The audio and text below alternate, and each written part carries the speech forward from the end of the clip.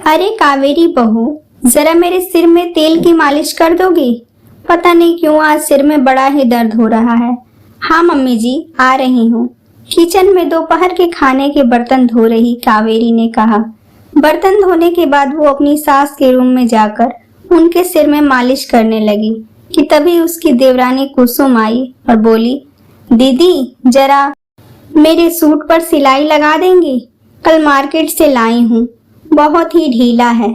अच्छा रख दो, कावेरी अपनी सास के बालों को सहलाते हुए बोली। फिर थोड़ी देर के बाद कावेरी अपने रूम में जाकर सिलाई मशीन निकालकर देवरानी के सूट फिटिंग करने लगी।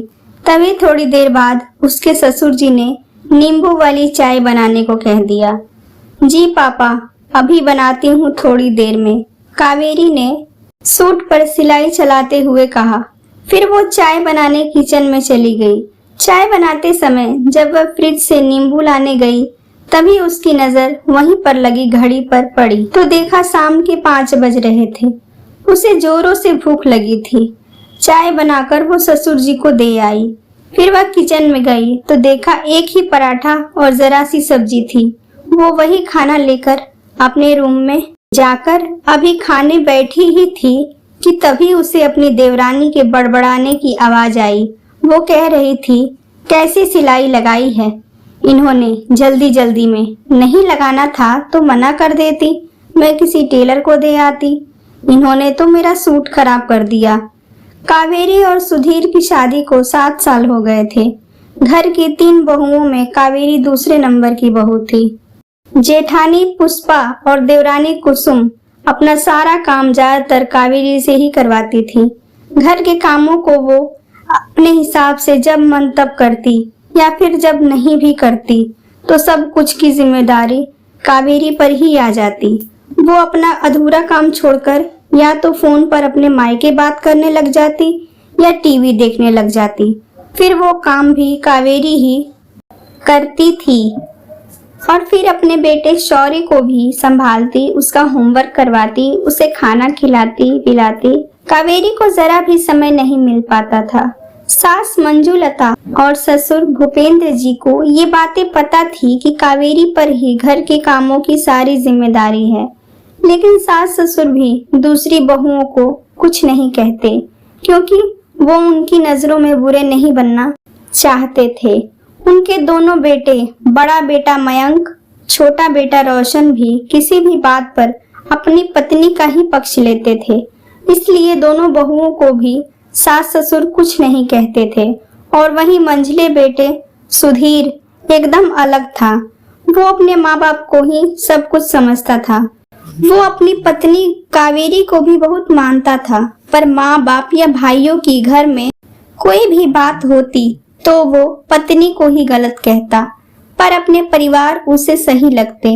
कई बार वो कावेरी पर हाथ भी उठा देता, पर माँ बाप और भाइयों को कभी कुछ नहीं कहता।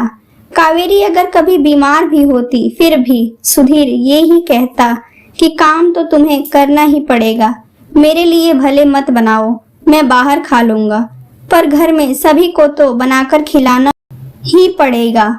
पति पत्नी में इसी बातों को लेकर कई दिनों तक बात नहीं होती। कभी कभी झगड़े भी हो जाते, पर सुधीर अपनी पत्नी को ही गलत ठहराता, दूसरे भाइयों या माँ बाप को कभी कुछ नहीं कहता। और वहीं उसके भाई हमेशा अपनी पत्नी को लेकर कभी घूमने चले जाते तो कभी उनके मायके। वो अपने वैवाहिक जीवन में अपनी पत्नी के साथ खुश रहते। कावेरी अंदर ही अंदर घुटती थी और उससे छोटी देवरानी भी उसे गुस्से में 4 बातें सुना देती थी। घर में कोई भी पैसों का काम होता या घर में सास ससुर को करने की सब कुछ सुधीर करता और घर के काम को कावेरी, पर बाकी के दोनों भाई और उनकी बीवियां कोई ना कोई बहाना करके वहां से निकल जाते और घर का सब काम सुधीर करता। वो कावेरी की एक भी नहीं सुनता और नहीं तो गुस्से में कावेरी के साथ झगड़ा करने लगता था। शायद ये ही वजह थी कि बाकी के घर वाले भी कावेरी को कोई वैल्यू नहीं देते थे। घर में त्योहार होली आने वाली थी और इस बार होली पर सुधीर की बुआ भी आने वाली थी। दोनों बहुएं अपने अपने मायके गई थी। होली मनाने और घर में बुआ सास के आने से काम भी बढ़ जाने वाले थे।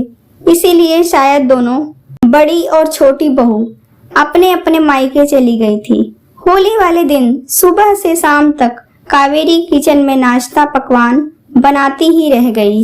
फिर रात को जब वो घर के सभी लोगों को खाना परोस रही थी, सभी खाना खा रहे थे, तभी देवर ने खाने की थाली घुमाकर फेंक दी और चिल्लाकर बोला, किसने सब्जी बनाई है ये? पनीर वाली। तभी पास में बैठी बुआ जी बोली, कावेरी बहू ने। क्यों, क्या हुआ? अरे क्या हुआ क्या बुआ, कुछ भी डालकर आगे परोस देती है। इसमें बाल है सब्जी में, बहुत ही बदतमीज औरत है ये।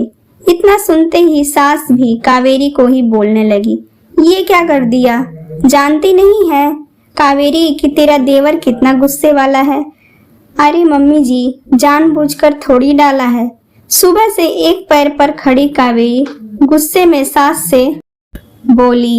इतना सुनते ही वहीं खाना खा रहे उसके पति सुधीर ने उसे थप्पड़ ही थप्पड़ मारना शुरू कर दिया। कावेरी वहीं गिर पड़ी। यह देखकर सभी चुपचाप खाना खाने लगे। तभी बुआ जी बोली, इसीलिए इतना ड्रामा किया था रोशन, ताकि भाई भाभी में झगड़ा हो, तब तू आराम से खाए। जब उस सब्जी में बाल था तो नहीं खाता वो सब्जी। फिर अगले दिन कावेरी को बहुत तेज बुखार हो गया। ये देख सुधीर उसे हॉस्पिटल लेकर गया। वहां उसकी कमजोरी और बुखार देख डॉक्टर ने उसे भर्ती कर लिया। इधर घर पर शौर्य भी काफी माँ के बिना परेशान था। हॉस्पिटल में सुधीर चुपचाप बैठा था। तभी उसकी बुआ बोली, बेटा तुम्हें ऐसा नहीं करना चाहिए था। बहू पर हाथ उठा के तुमने सही नहीं किया। देखो बहू बीमार है, पर ना तुम्हारी माँ को कोई मतलब है और ना ही तुम्हारी दोनों भाइयों की बीवियों को। पर बुआ, कल रोशन ने कहा कि खाने में बाल है, तो माँ भी गुस्सा हो गई थी। कावेरी उनसे झगड़ने लगी थी। इतना बोला ही था कि बुआ बोली, अरे तो उसकी पत्नी नहीं है, अपनी पत्नी से बनवा लेता खाना। जब कावेरी लापरवाही से बनाती है तो उसकी बीवी तो मायके है, क्योंकि वो तुम्हारी तरह अपनी पत्नी को मारता नहीं है। बेटा माना कि परिवार, माँ बाप भाई सब तुम्हारे हैं, पर क्या बीवी तुम्हारी नहीं है? जब तुम ही बहू की कद्र नहीं करते तो बाकी क्या करेंगे? क्या केवल कावेरी ही घर की बहू है? उसकी ही सारी जिम्मेदारी है और बहुएं नहीं है? बेटा, घर वालों की इज्जत करना अच्छी बात है, पर घर वालों के लिए आंख बंद करके पत्नी को बेइज्जत करना, उस पर हाथ उठाना, क्या ये सही है? सुधीर को अपनी गलती का एहसास हो गया था। वो अपनी पत्नी के पास उसके वार्ड में गया और उसका हाथ पकड़कर बोला, सॉरी कावेरी, तुम्हारे इस हाल का जिम्मेदार मैं हूँ।